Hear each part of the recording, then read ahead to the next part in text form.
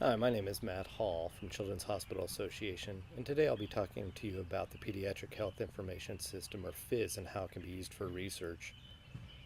PHIS is an administrative and billing data from over 50 children's hospitals in the U.S.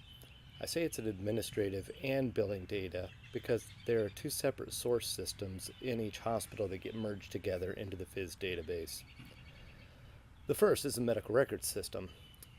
Out of the medical records system, we abstract things that are typical in most administrative databases that you may be familiar with, like the HCUP kid. We have the source of the admission, the demographics of the child, the diagnoses and procedures that are coded with ICD codes, the length of stay, the total charges, and the disposition for the child.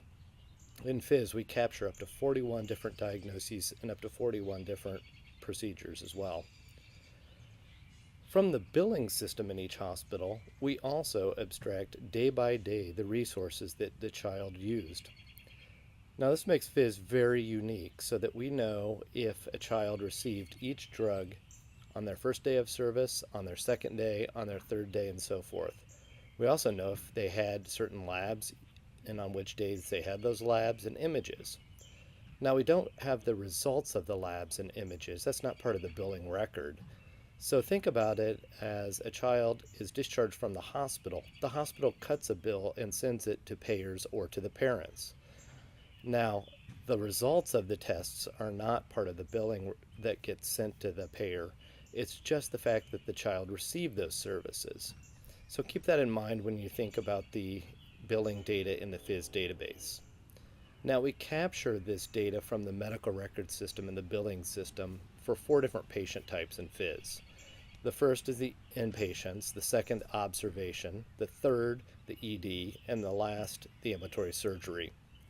Now, a couple of notes about a couple of these different patient types. The first is on observation.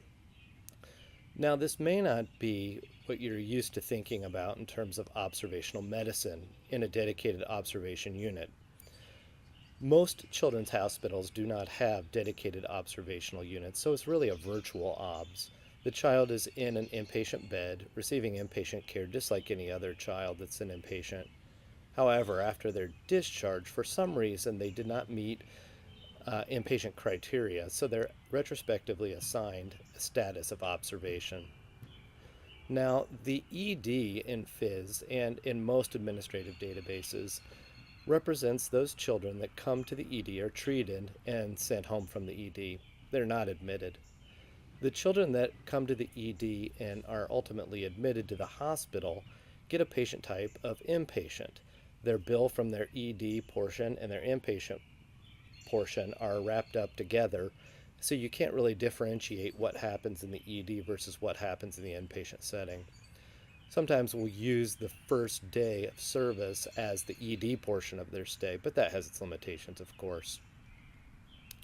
One of the other unique features of the PHIS database is that we capture medical record number for each encounter.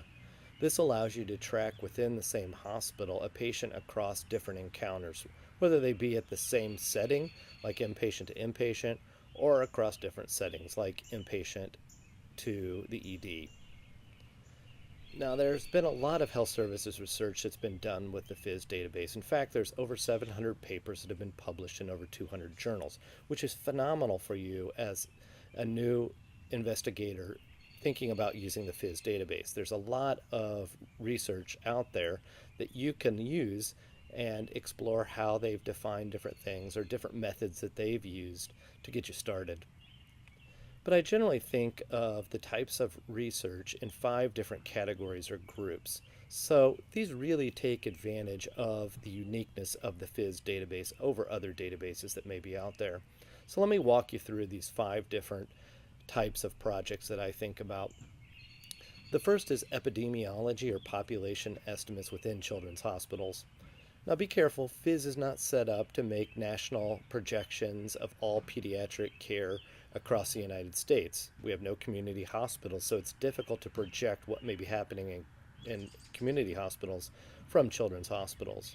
There are other databases that are set up for that, like the HCUP kid, but PHIS is not for that purpose. However, if your frame of reference is at children's hospitals, it's great to get an idea of the epidemiology of what's happening within a children's hospital. It's also phenomenal for looking at rare diseases in children. So, in your hospital, you may only see a couple of cases of, let's say, hypoplast left heart syndrome. But if you pool the data from over 50 children's hospitals and consider the fact that we've been collecting the data since the late 90s, it's easy to see how you can get a nice, robust cohort of even rare diseases. The second category of project that we see done typically with PHIS is cost estimation. So, in PHIS, as in most administrative databases, we collect charges. However, we also collect up to 29 different departmental specific, hospital, and year specific ratio of cost to charges. So we have a ratio of cost to charge for 29 different departments within the hospital that we can apply to that billing data that we capture to come up with a fairly accurate estimate of the cost of care that the child receives. This is great for comparing costs of different treatments or just looking at how much it costs to care for a certain patient population. The third type of study is longitudinal studies. As I mentioned, we capture medical record number in PHIS, which is unique in that other national databases don't always collect a medical record number. But this allows you to analyze readmissions, returns to the ED, or other things like that. Perhaps like failures of certain types of technologies like shunts or trachs or things of that nature. The fourth category of study in PHIS really takes advantage of the billing data within PHIS. And so you may want to think about these as variation in care or adherence to standards of care. So we've seen a number of studies that have defined a specific patient population and then analyzed the variability in the care across the various hospitals. Typically, that variation is also linked to some type of outcome, whether it be linked to stay, cost, readmissions, or things of that nature. If you have a certain type of patient population where there are some national standards, you can also use PHIS to see if hospitals are adhering to those standards, whether that's giving certain drugs or performing certain labs or not doing those things as well.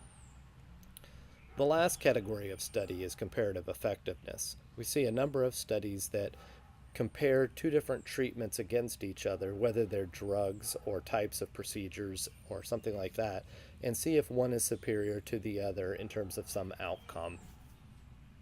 Now, getting started with PHIS can be a little overwhelming since it's such a robust, large database. And you have to be careful when you use it. There are data quality issues in the database, just like there are in any other database. So let me give you a few different tips to get you started. The first is that we capture all the publications that are done with PHIS in an Excel document. So the first thing I'd recommend is that you go to the website childrenshospitals.org and download that Excel document that has all of the publications in it. You can search for your particular disease of interest or procedure and see who has done similar types of patients or papers in that patient population in the past. So if you're interested for bronchiolitis, let's say, you can search for bronchiolitis in that Excel document and find the papers that have been done. Go read those papers and try to learn from their definitions and their methods so that you can use some of those things in your project. It's also a good resource for identifying potential collaborators. So it's always a good idea when you're starting off with a new database to use others who have done projects in the past with that database as part of your study team. So reach out to those individuals and see if they're willing to participate in your study and help you along.